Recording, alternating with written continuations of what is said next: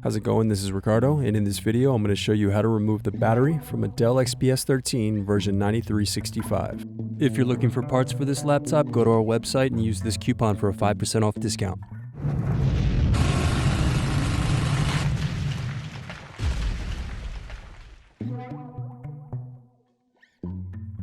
First, remove bottom base screws.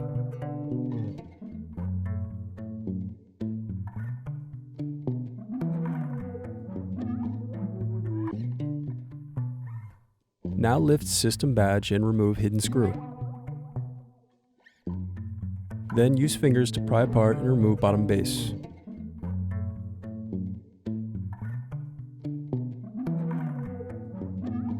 Now unscrew and disconnect battery.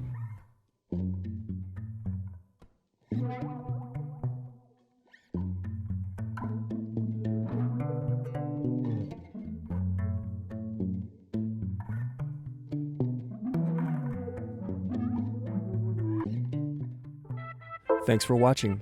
Don't forget to like and subscribe if you enjoyed this video. And if you need more, check out this playlist to watch other tutorials for your laptop. You can also click here to find parts for your laptop at partspeople.com.